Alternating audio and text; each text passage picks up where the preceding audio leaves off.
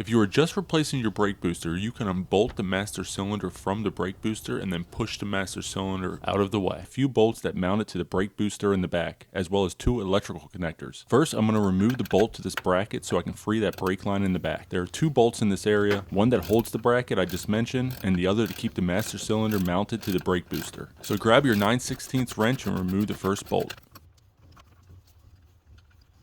Once that outer bolt is removed, you can remove the bracket. Pull the top of the bracket towards you first to get it off at the stud. Then just push it down to get it off the brake line. And try not to drop it like I just did. Here's what the bracket looks like. You can see the brake line rests in that little slot and the bolt clamps the bracket shut. You can remove these electrical connectors. Just squeeze the sides of this connector and you should be able to pull it straight off. Now this one at the bottom is a little trickier. You need to grab a flathead screwdriver and enter from the other side. Twist the flathead and you should be able to pull the tab straight out.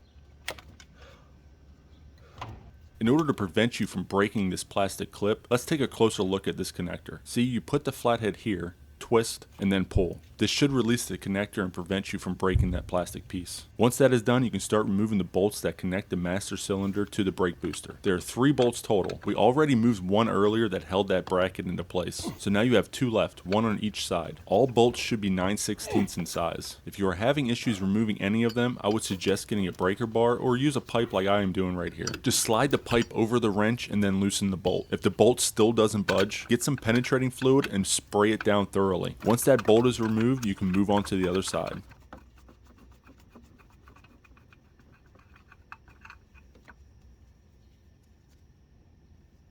Now remove the other bolt and the master cylinder will be free.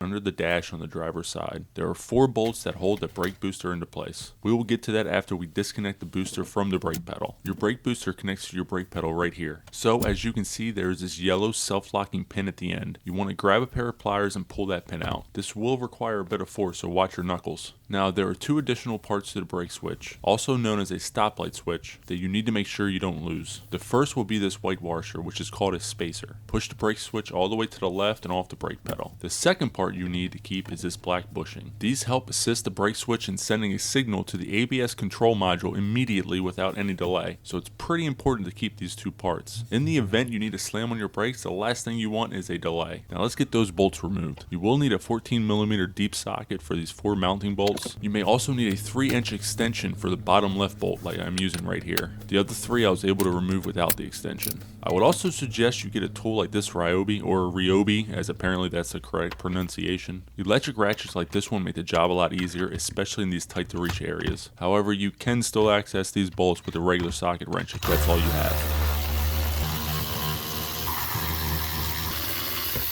Once those 4 bolts are removed, we can give our backs a break and get back under the hood. Before ripping the brake booster out of your firewall, you need to remove this vacuum line. You will also need to remove this plastic piece on the end, but we can do that later. Once that is disconnected, you should be able to pull the brake booster towards the front of the vehicle and out. Now you want to put the old brake booster right next to the new one to make sure they're identical. Here's that plastic piece in the vacuum hose I told you about earlier. Other than that, they look exactly the same. So I know this will fit on my truck, but you aren't done just yet. You want to adjust this metal piece on the new booster to be close to the old one. An easy way to do that is to take a tape measure and compare them. Mine was about 7/8 of an inch on the old booster and almost 15/16 of an inch on the new one. Since this was about a 1/16 of an inch away from each other, I decided not to change the new one. Let's remove that plastic connector on the vacuum line. Use your pliers to slide the hose clamp down, then pull the connector out. This could take some time depending on how old yours is. You can also try to use a pick like this just to separate the connector from the hose. Mine was pretty stubborn, but eventually it broke free. Now looking at the holes in the firewall, you'll notice the top 2 holes are farther apart than the side 2 holes. You can use that as a reference on how the brake booster gets mounted to your firewall. You also want to make sure the hole for the vacuum line is at the top left of the brake booster.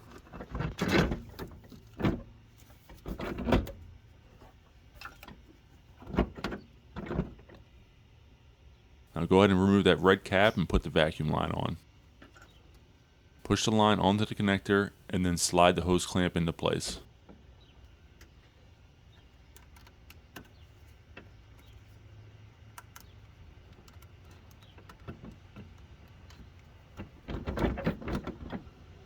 Once that's on, you can get back into the cab and start working under the dash again. I didn't really record this part because there's not a lot to it, but screw the 4 bolts back in, then we can get to the fun part. According to my online manual, which I have linked down below, these need to be torqued down between 13 and 25 foot-pounds. However, it's very difficult to get a torque wrench in this area, as you can see, so I just made sure they are hand tight. Now, getting these 3 pieces back together isn't really an easy task if this is your first time doing it. The best way to do this is to grab that black plastic bushing and put it into the circular opening at the end of the brake booster rod. This needs to be put in from the left side. Then you want to grab that brake switch and turn it just like this so that the green wires face up when you connect it. Once you are lined up, it's time to get these connected. You will need to move the brake pedal back and forth, and you may need to move the booster rod slightly to get them to finally connect.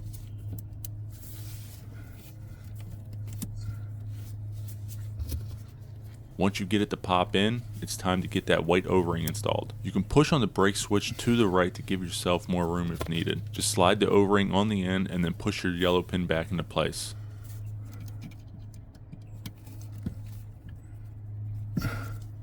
If you are struggling to get the pin to slide in, twist it counterclockwise a little bit. This helped me, as you can see right here.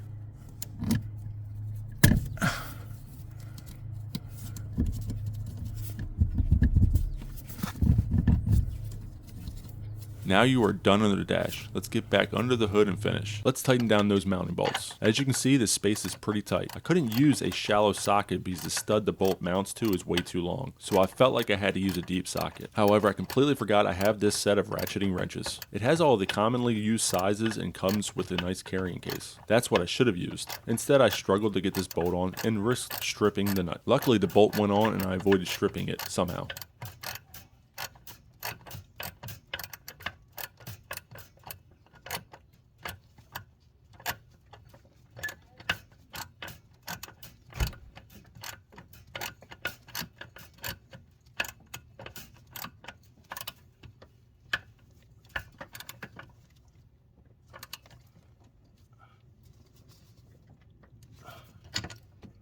Once that's tightened down, you can install your brake line bracket. Make sure you put it around the brake line first before mounting it to the stud.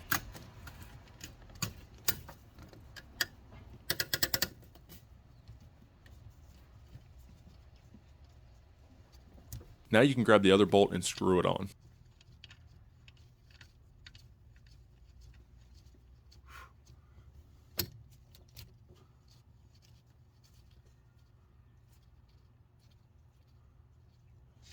And now I'm struggling again. Those ratcheting wrenches were just sitting in my computer room on a shelf waiting to be used. And I'd rather struggle. Moving on.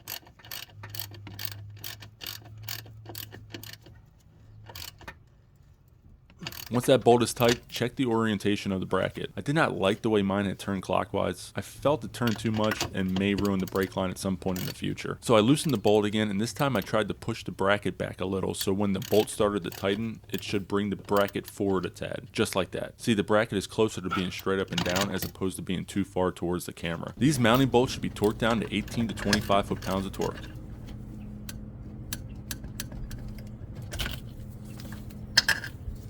Now let's get those electrical connectors back in. This one is simple, just line it up and push down. You can push your connector on and that should be it. That's all there is to it. If you found any part of this video helpful or entertaining, please give it a thumbs up. Also, if you haven't subscribed yet, hit that button as well as the notification bell so you don't miss a video from our channel. Thanks for watching and we'll see you on the next one.